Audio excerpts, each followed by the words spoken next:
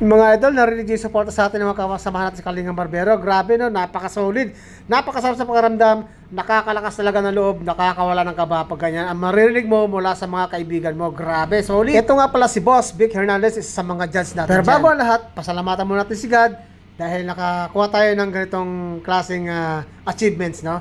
At siyempre, gusto ko rin pasalamatan ng aking model na super solid ang suportang binigay sa akin. Siyempre, walang iba kundi si Idol Alex Solinas. Maraming salamat sa iyo, Idol, sa solid na suportang binigay mo sa akin at sa sakripisyong ginawa mo para maibigay mo lang suporta mo sa akin. Nakakabilib ka, Idol. Sobrang salamat ako sa iyo. Thank you very much talaga, Idol. God bless. Saludo ako sa iyo, Idol. At saka mga Idol, ito, ang sarap pala pakiramdam pag nakikita mo yung sarili mo sa big screen na nagpe-perform ka sa ibabaw ng stage sa karamihan ng tao. Napakasarap mga Idol. Ito nga pala si Angela Villar, ang ating first runner-up. At si paring RJ, ang ating second runner-up. At ito naman yung ilan pa sa mga kasali. Si Lutino, tapos si Idol Bodie, at si Idol Rap Sampang. Sorry dun sa isang hindi ko naalala yung pangalan, pero shout out rin sa iyo, Idol. So, ito na nga pala yung kaganapan sa ibabaw ng stage mga Idol. Kita nyo naman yung mga kalaban natin. Puro mga bagets mga Idol. At ang bibilis silang gumalaw. Ako lang yung kumbaga senior dyan, no? Pero okay lang, at least masaya ako, nakasali ako. Ang purpose ko lang naman dito, maka-join. Tapos, makakilala ng mga bagong kaibigan, mga bagong kapwa barbero. Never talaga tayo nag-expect na mananalo dahil nga sa mga kalaban natin, mga bata at magagaling at mabibilis talaga.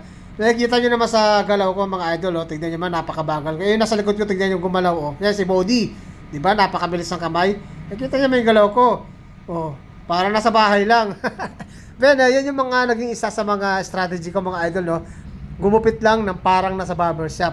Walang pressure na kasama kasi pag may pressure na kasama yan, may hirapan tayo mag-perform, masisira yung diskarte natin, maghahabol tayo, doon tayo madidisgrasya pagka inilagay natin sa utak natin na may kalaban tayo. Yun yung mga diskarte dapat makuha ng ating mga kapabarbero na sumasali sa mga barber battle. Anyway, shout out muna kay Idol JM Makayan ng Nueva Ecija. Idol, galingan mo sa parting mong laban na barber battle dyan sa may Tarlac.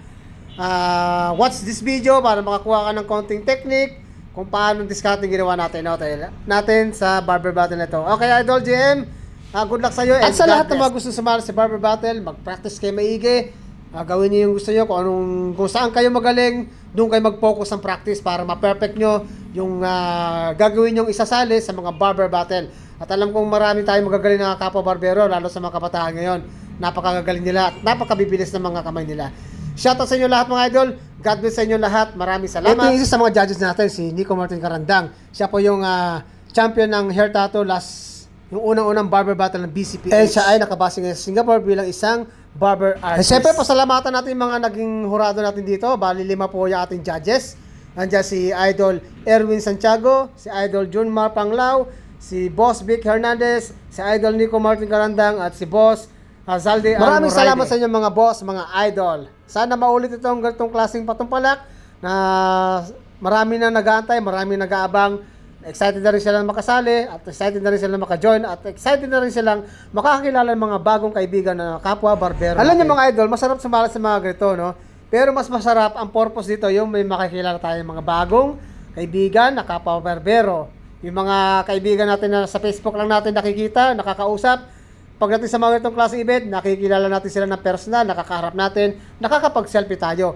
Ako, marami na akong kaibigang barbero na sa Facebook ko lang nakikita.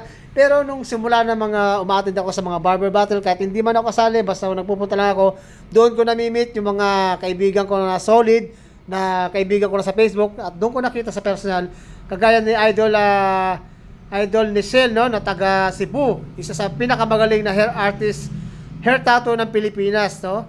Nakita ko sa Antipolo 2 beses na kami nagkita doon nung mayroong barber battle. So, yun yung pinakamagandang party doon mga idol sa mga ganyang barber battle. Marami tayong makikilalang bagong kaibigan barbero at mamimit natin lahat ng kaibigan natin na sa Facebook lang natin nakakausap. Kaya ini-encourage ko lahat ng kapwa kong barbero na gusto sumali sa mga barber battle. Mga idol, mag-practice na kayo. Kung saan yung forte nyo, doon kayo magtutok ng practice. Kung fast fade kayo, tutukan yung maigi ang fast fade. Kung sa hair art kayo, practice nyo maigi ang hair art. Kung sa classic naman kayo, tutukan nyo yung classic. Kailangan makuha nyo yung time limit na kailangan doon sa barber battle para pagdating sa actual na battle, kayang-kaya nyo nang sumabay sa mga kaibigan natin na kasali rin. Alam nyo na mga idol, no, napakahalaga nung lagi tayo nagpa-practice. Hindi porket yung alam natin sarili magaling na tayo, mabilis na tayo, enough na yon. Hindi po, no? Iba po ang pakiramdam, iba ang pressure pag nandun ka na sa actual na laban. Yung sa practice naman dito sa barbershop, cool na cool ka lang. Ganyan ako cool na cool lang ako, parang baliwala lang. Pero pagdating dito sa may actual na laban, doon mo mararamdaman na kinakabahan ka na. Kaya sabi mo sa sarili mo, hindi ako kakabahan, kaya ko mga kalaban ko. Hindi yan totoo mga idol.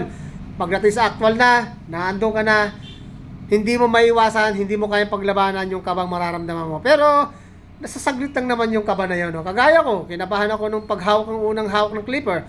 Doon nag-umpisa yung kaba ko. Nanginginig talaga kamay ko. Pero after mga 1 minute to 2 minute, nawala na yung kaba ko. Unti-unti na ako nakapag-perform ng maayos. Nung una talaga, medyo nahirapan ako kasi nga sobrang hinig ng katawan, ng kamay ko, no, mga idol. No? Ewan ko ba kung bakit ganun pakiramdam ko, no? Hindi ko na ma-explain. Pero after a few minutes, ayun na, doon na nag-umpisa, doon na tayo nakagawa ng maayos. Doon na natin ilabas yung ating performance. Kaya kailangan natin paglabanan yung ating kaba, no? Saka nga pala mga idol, tip ko sa inyo, magdadala kayo ng ilaw. Yun, yung kagaya ng nasa ibabaw ng aking ulo, nasa sombrero. Importante po yan kasi kahit na marami ilaw, may part na matatapat ka doon sa spotlight, mahaharangan mo, didilim yung part na ginugupitan mo. Kaya importante, meron tayong dalang ilaw na lalagay natin sa ating ulo. Ito nga pala yung aking naging model, no? Si Idol Alex Sorinas. Maraming salamat sa Idol sa solid na support na binigay mo sa akin. At syempre, ito naman yung ating tropeyo. Alright, nakaka-proud. Maraming salamat sa mga sumuporta. Maraming salamat mga idol. Alright mga idol, don't forget to follow my page, Boss Henry Barbershop. Maraming salamat mga idol. Peace!